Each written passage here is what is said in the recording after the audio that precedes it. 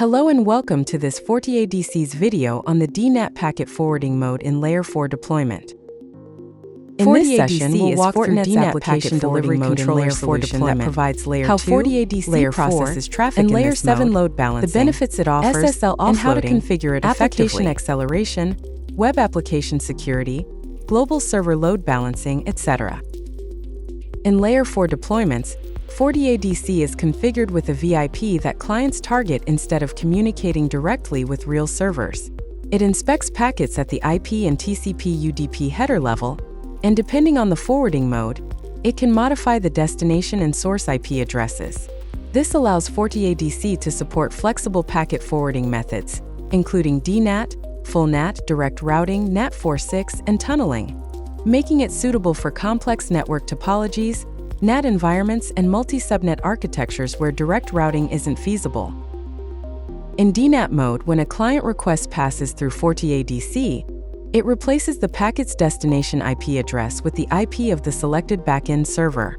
The source IP remains unchanged, allowing the server to see the original client identity. FortiADC then forwards the modified packet to the chosen backend server. After the server processes the request, it sends out the response with the client IP as the destination. To ensure that FortiADC remains in the return path and can handle the response properly, the server's default gateway must be set to FortiADC. FortiADC rewrites the source IP to its own VIP when it receives the packet, ensuring the client sees the response coming from FortiADC, maintaining consistent session state and seamless application delivery. As discussed, using the DNAT packet forwarding mode offers several advantages. First, backend servers see the original client IP address, as no source NAT is applied. This is ideal for environments where maintaining accurate client identity is important for logging, auditing, or security policies.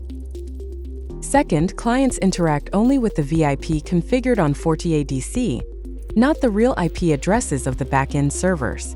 This setup prevents the exposure of internal server IPs to the internet, effectively hiding the actual server infrastructure and reducing the attack surface.